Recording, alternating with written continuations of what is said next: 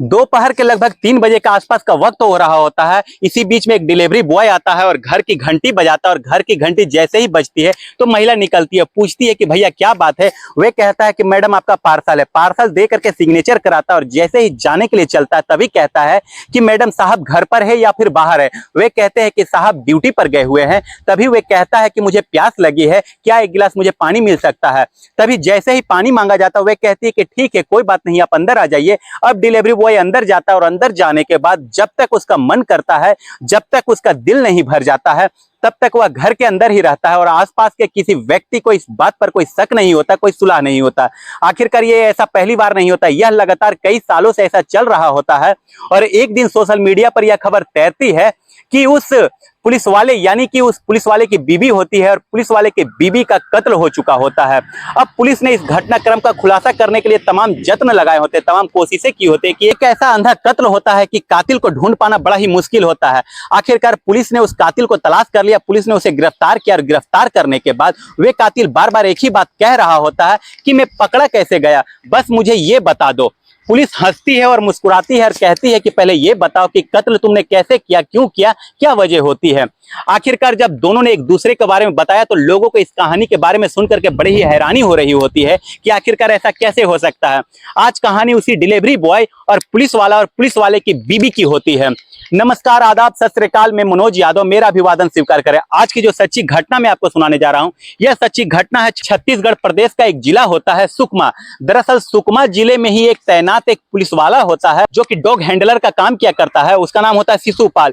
शिशुपाल अपनी पत्नी को फोन करता हुआ लगातार फोन कर रहा होता। पत्नी रहती थी जो कि रायपुर का एक विधानसभा थाना क्षेत्र है, उसी का एक इलाका है आमा सिवनी। और फिर आमा सिवनी के पास एक कॉलोनी है पुलिस कॉलोनी और उसी का ब्लॉक नंबर 1 गली नंबर 4 में रहा करती थी। और फिर अपनी पत्नी जूली को फोन लगाता और पहली बार फोन करता है 6 मार्च 2024 को। फोन उठता नहीं है, दूसरी बार ट्राई करता है, तीसरी बार ट्राई करता है। उसे लग रहा होता है कि बीवी सो रही होती है। तो कुछ देर के बाद 1-2 घंटा बीत जाता है, फिर फोन करता है। लगातार वह फोन कर रहा होता अपनी बीवी को, वह पुलिस वाला फोन उठ नहीं रहा होता। वह परेशान हो जाता है, वह कहता है कि आखिरकार किया जाए तो क्या किया जाए। तभी पास में ये घर होता है, पड़ोसी के पास फोन किया जाता है और फिर पड़ोसी से कहा जाता है कि जा करके देखो मेरी जो बीवी है वह पता नहीं बाजार गई है, घर है, कहां गई है। काफी बार ट्राई कर चुका हूं लेकिन मेरी बीवी फोन नहीं उठा रही। अब तभी जो पड़ोसी होता है जाता है, कहता है कि साहब घर का ताला लगा हुआ है। ऐसी स्थिति में जब ताला लगा हुआ है तो क्या करे। तभी वो पुलिस वाला कहता है कि घर के अंदर झांक करके देखो, हो सकता है कि कोई बात हो। वह जैसे ही घर के अंदर झांक करके देखा जाता है और इसी बीच में उस आदमी की जब नजर पहुंचती है, उस आदमी के होश पाक्ता हो जाते हैं। दरअसल उस घर के आंगन में देखता है कि जगह जगह पर ब्लड फैला हुआ होता है, खून के छींटे फैले हुए होते हैं। और फिर वहां से हट जाता है, तुरंत ही वो कहता है कि भाई साहब कुछ ना कुछ गड़बड़ हो चुकी है। तभी वो पुलिस वाला जैसे ही यह बात सुनता है खुद ही वह पुलिस को फोन करता है। साथ ही जो व्यक्ति पड़ोसी होता है वह भी पुलिस को फोन करता है। अब पुलिस को सूचना मिलती है, पुलिस मौके पर आती है और जैसे ही पुलिस मौके पर आती है देखती है कि घर के बाहर ताला लगा हुआ है। ऐसी स्थिति में अब क्या किया जाए, तभी वीडियोग्राफी की जाती है, साथ ही उस ताले को तोड़ दिया जाता है। साथ ही ताला तोड़ दिया जाता है। पुलिस वाले की बीवी की घर के अंदर रहती है और अर्धनग्न अवस्था में होती है। पूरे घर के अंदर कभी आंगन में कभी कमरे में चारों तरफ ब्लड फैला हुआ होता है। ऐसा लग रहा होता है किसी तेज धारदार हथियार से उस महिला को बार बार मारा गया था, जिसकी वजह से उसकी मौत हो चुकी होती है। अब फिर सबको कब्जे में लिया जाता है। कब्जे में लेने के बाद पोस्टमार्टम के लिए भेज दिया जाता है। पोस्टमार्टम में भी यह खुलासा हो जाता है कि आखिरकार इनकी जो हत्या की गई है वे पहले धक्का दिया गया होता है और साथ ही जो सिर में चोट लगती है, गिरती है, उसके बाद फिर इन पर लगातार किसी तेज धारदार हथियार से इस पर वार किया जाता है। हत्या क्यों की गई है, किसने की है, पुलिस के लिए सवाल होता है। पुलिस के लिए सबसे पहले क्राइम सस्पेक्ट होता है वह पुलिस वाला, कि आखिरकार पुलिस वाले ने ही तो यह काम नहीं कर दिया। पुलिस वाले की सीडीआर निकलवाई जाती है, साथ ही महिला की भी मोबाइल की सीडीआर निकलवाई जाती है। अब इस मामले की जांच पड़ताल में पुलिस जुट जाती है। धीरे धीरे करके दिन बीतने लग जाते हैं और फिर 5 मार्च 2024 की यह घटना होती है। 6 तारीख को पता चलता है लेकिन कातिल पुलिस के हाथ नहीं लगता। लेकिन पुलिस के लिए बड़ा मुश्किल हो जाता है कि आसपास के जितने भी सीसीटीवी कैमरे होते हैं उनको खंगाला जाता है। साथ ही महिला के जो मोबाइल होती है उनकी सीडीआर से जितने भी लोग संपर्क में होते हैं उनसे भी कांटेक्ट किया जाता है, लेकिन पुलिस को कातिल नहीं मिलता है। पुलिस थक जाती है। आखिरकार लगभग 10-12 दिन का समय बीत जाता है। बात होती है 15 मार्च 2024 की। पुलिस एक व्यक्ति को उत्तर प्रदेश का एक इलाका लगता है भदोही, वहां से पकड़ती है, गिरफ्तार करती है और गिरफ्तार करके लेकर के आती है थाने। थाने लाने के बाद उससे पूछताछ किया जाता है कि पूरी कहानी क्या है, कहानी बताओ। दरअसल वो व्यक्ति जो होता है जिसका नाम जय सिंह उर्फ राहुल होता है, वे कहता है कि सर सब कुछ बता दूंगा लेकिन पहले मुझे ये बता दो आखिरकार मैं पकड़ा कैसे गया। पुलिस वाले कहते हैं कि पहले आपको यह बताना पड़ेगा कि तुम यहाँ करने क्या आए थे, तुमने कत्ल क्यों किया, तुम्हारा इस घर से क्या लिंक है, क्या रिश्ता है। तब उसने एक कहानी बताना शुरू की, और कहानी होती है कुछ लगभग 4 साल पहले से। टिकटॉक का वह जमाना होता है, टिकटॉक हर युवा के जुबा पर, हर युवा के, हर व्यक्ति के सर चढ़ करके बोल रहा होता है। अपने वीडियो लोग बनाया करते थे, वीडियो बनाने के बाद उसको अपलोड कर दिया करते थे, टिकटॉक का ही बोलबाला हुआ करता था। अब वो जो पुलिस वाले की बीबी होती है जिसका नाम जोली होता है, जोली अपनी वीडियो बनाया करते थे, ये लड़का भी अपनी वीडियो बनाया करता था।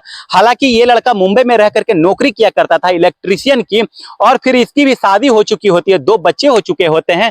और ये जिस महिला के साथ वीडियो बनाया करता था उस महिला की भी शादी हो चुकी होती है पुलिस वाले से। लेकिन इस बात को पुलिस वाले घर वाले नहीं जाना करते थे, और ना ही इस लड़के के घर वाले जाना करते थे। वो मुंबई से रह करके वीडियो बनाया करता था, ये यहाँ से रहकर वीडियो बनाया करती थी, दोनों मर्ज करते थे। इस हिसाब से टिकटॉक पर लगातार इनके वीडियो काफी चलते भी थे, और फिर दोनों की दोस्ती भी हो जाती है, दोस्ती कुछ ज्यादा ही होती है, और दोनों आपस में एक दूसरे को पसंद भी करने लगते हैं, दोनों ही शादीशुदा होते हैं। अब इस महिला ने कहा कि तुमसे मिलने का मन कर रहा, बात करने का मन कर रहा, आ जाओ किसी दिन मिलने के लिए। तो वो मुंबई से सीधा चला आता है रायपुर छत्तीसगढ़ के, और फिर आता है इस महिला के पास और कहता है कि अगर तुम यहां पर आओगे, ये पुलिस की कॉलोनी है, कोई देख लेगा तो बात खराब हो सकती है, इसलिए तुम कुछ अलग करना पड़ेगा। तभी उसने एक यूनिफॉर्म सिलाई होती है, यूनिफॉर्म होती है डिलीवरी बॉय की, ताकि वे आए तो किसी को शक भी ना हो।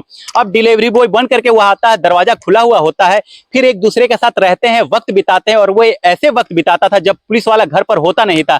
हालांकि कई साल से इनके जो पुलिस वाले का और उसकी पत्नी का बीच में विवाद भी चल रहा होता है, लेकिन उसको ऐसा ही मौका मिलता था, डिलीवरी बॉय बन करके आता है और घर में रहता है, एक दूसरे के साथ फिजिकल रिलेशनशिप बनाते हैं, और जिंदगी बिल्कुल ठीक ठाक चल रही होती है, आगे बढ़ रही होती है। 4 साल से लगातार ऐसे ही चल रहा होता, आसपास के किसी भी व्यक्ति का इसका कोई शक नहीं होता, कोई सुलह नहीं होता। ठीक वैसे ही इस लड़के ने 5 मार्च 2024 की लगभग वाकया होता है, लगभग मुंबई के एयरपोर्ट से एक हवाई जहाज पकड़ता है रायपुर के लिए, और लगभग शाम के 6:30 बजे के आसपास का वाकया होता है। ये रायपुर पहुंच जाता है, रायपुर आने के बाद इस महिला के पास आता है और जोली से कहता है कि उस लड़के का नाम राहुल होता है, जोली से वह कह रहा होता है कि बताइए मुझे क्यों बुलाया हुआ है। वो कहती है कि मैं तुमसे शादी करना चाहती हूँ, शादी करो, नहीं तो मैं तुम्हारे खिलाफ एफआईआर करूंगा कि तुमने मेरे साथ कई साल से शोषण किया है। वो लड़का थोड़ा सा परेशान हो जाता है, लेकिन इस बार वह पूरे इरादे से आता है, अपने मोबाइल वगैरह सब कुछ बंद कर दिए होते हैं, कोई कम्युनिकेशन नहीं होता, कोई कॉन्टेक्ट नहीं होता, वे यहाँ पर आया, कोई जानकारी नहीं होती है।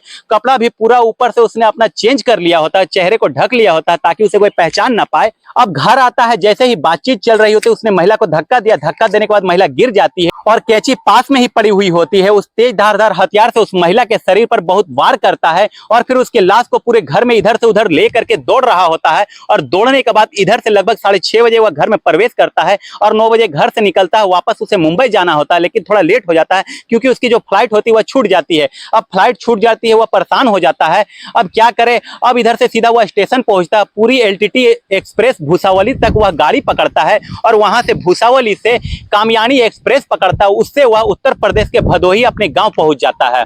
अब उसे लग रहा होता है कि इस घटनाक्रम का कभी खुलासा नहीं होगा, क्योंकि उन दोनों की बात जब भी होती थी वह सोशल मीडिया के माध्यम से होती थी, मोबाइल वगैरह का इस्तेमाल एक दूसरे से नहीं किया करते थे।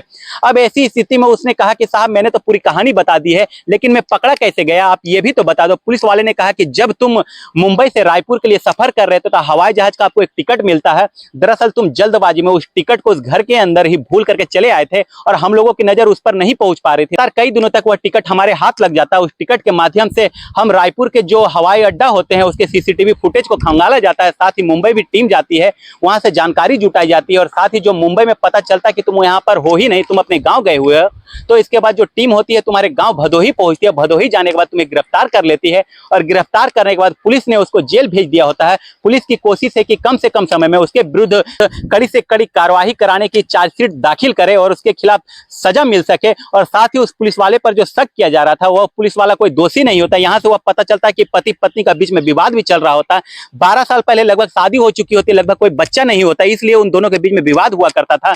पत्नी उससे अलग रहना चाहती थी, इसीलिए उस डिलीवरी बॉय कहे या फिर उसके कोई टिकटॉकर फ्रेंड कहे, उससे मोहब्बत हो जाती है और वह उसी से शादी करना चाहती थी, जबकि वो 2 बच्चों का बाप भी होता, अपने बच्चों को वह छोड़ना भी नहीं चाहता था, इसलिए उसके जिद के चलते उस महिला का कत्ल हो जाता है।